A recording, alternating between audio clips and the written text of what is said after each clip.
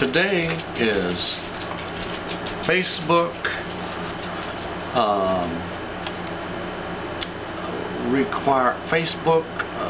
time to reminisce Facebook. That's what I'm talking. That's what I'm trying to say. Time to reminisce Facebook. The things that we put on Facebook. The one I wanted to talk about today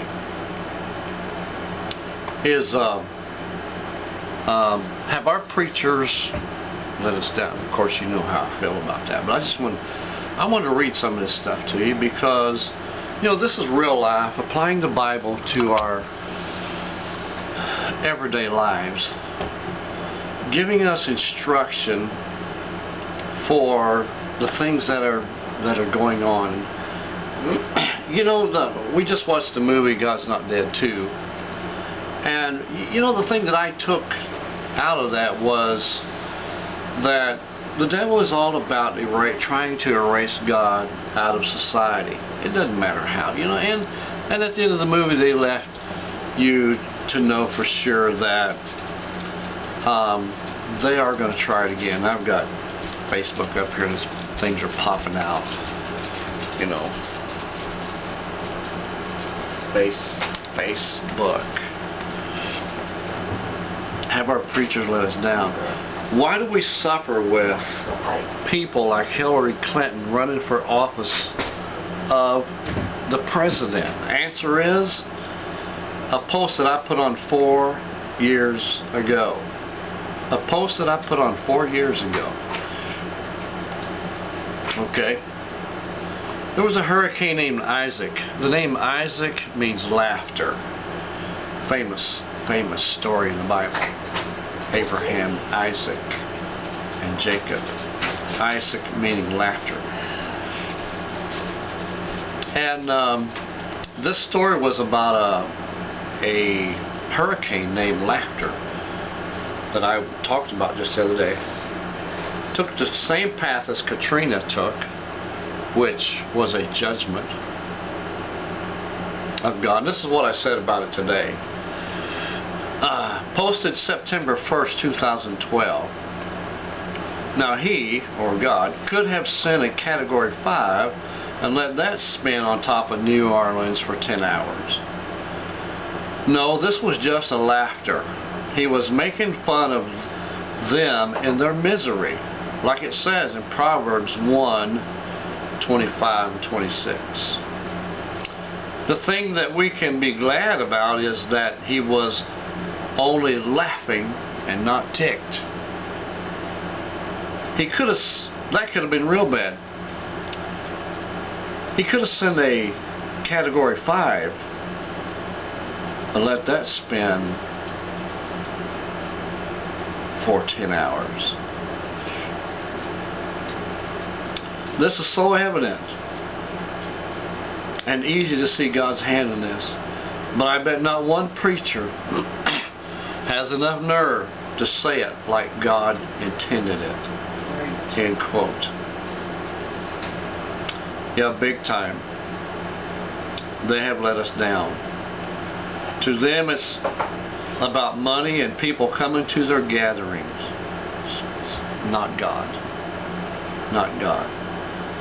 And then here I've got a picture of Joel Osteen. You can have whatever you want, he says. Just don't ask me how to get it, 'cause I don't know. That's right. You know? Well, you can put yourself at the head of a big church and have people throw money at you, but is that really going to give you the things, make you happy, give you the things that you really want? In every case that I've ever seen where a lot of money was just poured in, it caused a lot of misery. It caused a lot of misery. It caused heartache, separation of family, mistrust. You know, there's this gentleman that we that we go to church with, whose daughter won multi-million. She got to take home $144 million out of her winnings. And now this man, you know, before he was my friend, but now I don't think he trusts me at all. To him, I'm just somebody coming after what his family has. Probably so. And that's the way money does people. That's why the Bible says the love of money is the root of all evil. Our pastor, last Sunday, he said, and you know what the root of all evil is? I said, love.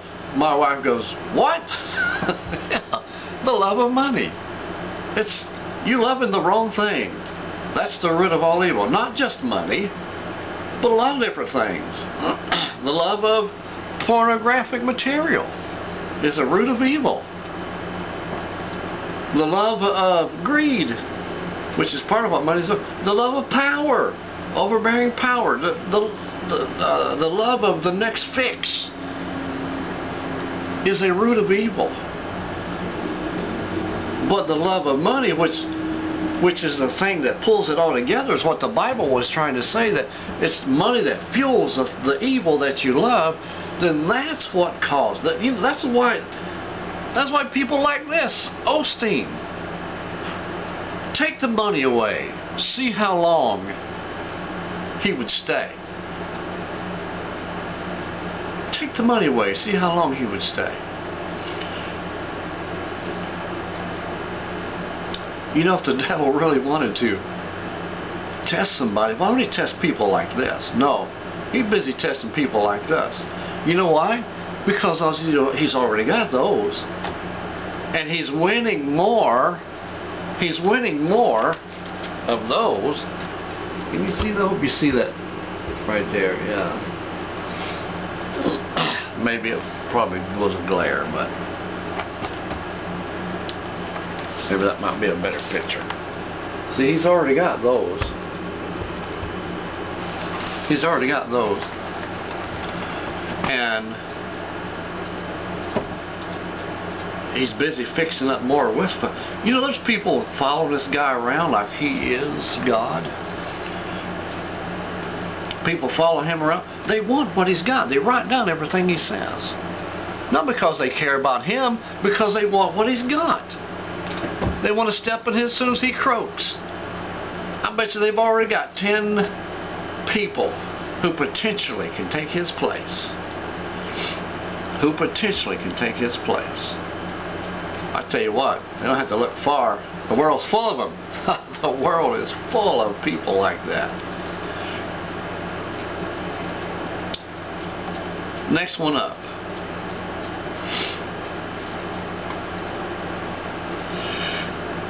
And talking about Muslims, and they're all going to move to Canada if Trump wins. And see, this is one of the reasons why the liberal media is suppressing what is really going on. They want to lie their little buns off so they can have influence. There's people out there that all they do is they vote for the winner, whoever's winning. I don't care who wins, I'm voting for him. Whoever the media says is ahead on the last day, that's who I'm voting for. Well, you better think about this. The media said that Carter was ahead of Reagan the first time he was elected. Yeah, they had him, I don't know, about 5 or 6 points ahead. But yet Reagan won every state but 5. Reagan probably was somewhere around 15 points ahead of Carter. And the media was lying their buns off. They tried, it didn't work then, so they kind of slacked off. But with Obama, they found a more perfected way to do it. And they're doing it right now with Hillary. Another one is prophecy, prophecy, prophecy. This may be one of those rock solid evidences that I put a video on about it. At least 10 of them will pop up against Hillary, about 4 to start with. And what it is, it says dozens of Hillary Clinton's emails about Benghazi found 15,000 messages kept from the FBI. And these are emails of Benghazi. Remember, there were no emails about Benghazi. There were no emails about Benghazi at all. Not leading up to the event, not during the event. All those emails were just gone. There wasn't any. And all the time she was saying that all I erased was talking about our dog and our kids and going shopping, da da da da da. Yes, it probably was. She says, if these guys don't die in Benghazi, we're not going to be able to go shopping like we wanted to. That's probably what it was.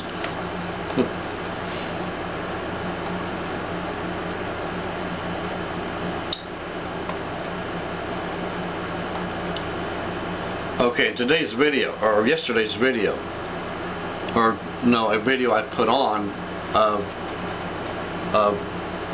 4 years ago. The original video I put on about Hillary Clinton going to jail 4 years ago, the worst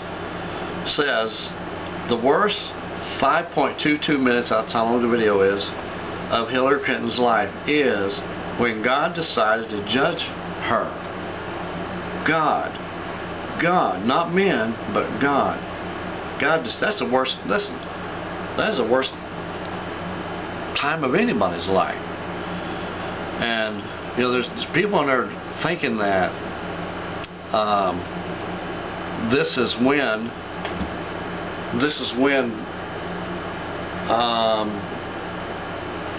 we need to sit down and talk things through and try to reminisce and bring out the best part of everybody and all that kind of stuff. But listen, when God decides to judge, they think God's not judging today. God's personality has never changed. He's still the same God that Moses walked up the mountain and he saw the burning bush and he came up to the bush and heard a voice. It said, Moses, put off the shoes from your feet, because the ground you are standing on is holy. The Spirit of God was in that bush, and it lit up like it was on fire.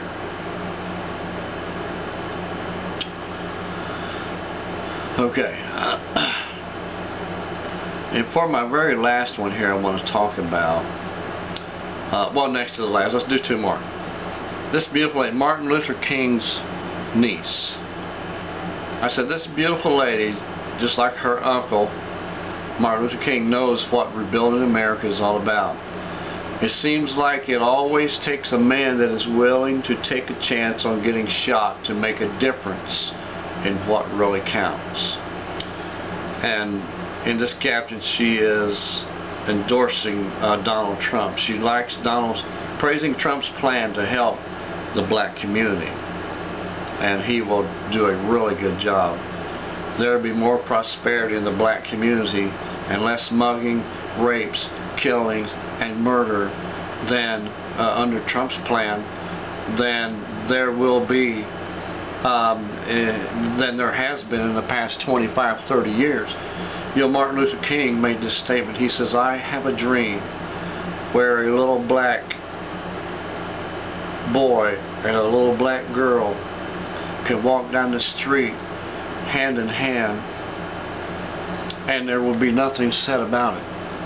I have another dream where a white man can walk down the street of the inner city, black America, and not be concerned about getting mugged.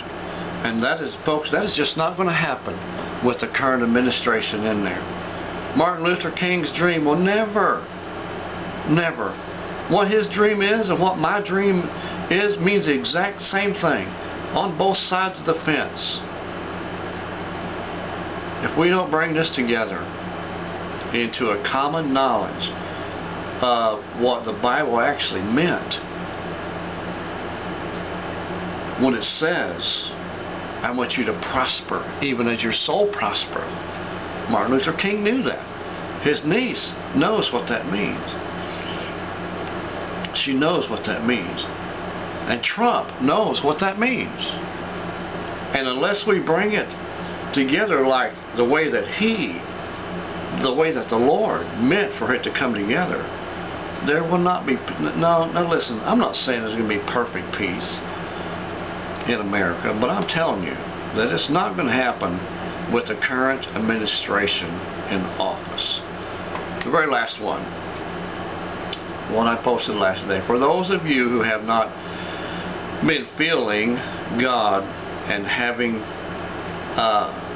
been going through hard times, remember, the teacher is always quiet during the test. And I have a picture of the Lord Jesus' face, and has a caption that says, "Remember me, remember me." And I said down below, my hope is that today is the day that God has decided to turn my failures into victories. I think we all have that. You know what? At least I can tell you how to do that. Joel Osteen can't tell you. He can't direct you in finding a way to turn your failures into victories. He don't know how. Osteen was put into a place. He was given a place. He didn't establish that place in God. He was given a place. His place was not established by God. The devil saw an easy way to slip somebody in who doesn't really matter, who will be superficial in everything that he does and never really preach to you the gospel. And people like him all over the world. There's people like him all across the United States. I know pastors that rather than break the religious trait of what they do and their agenda, will literally run sinners out of church. Will literally run sinners out of church. That's why our churches are failing today. That's why I said in this caption down here with Osteen's picture that we have been let down by our preachers today. Has let us down. Capital U, capital S. We have been let down by these hypocrites. They're not preachers. They're television money grubbing false prophets. That's all they are. And we're in trouble because we don't pray. We don't pray. We don't pray God send us a better preacher. They just keep following after the wrong same way. You know what the definition of insanity is? When you keep doing it the same wrong way and expect different results. These men follow after people like this, still living in the failures. Nothing ever gets better for them. But they keep following the same guy, thinking that just any time it's going to happen. Just any time it's going to happen. What this man is telling me is going to happen. But he's using the truth of Christ to give to them the lies of the enemy. Never going to happen, folks. Never going to happen. All right. God bless you. Thank you for joining. We'll see you next time. Another great message across the middle ministry.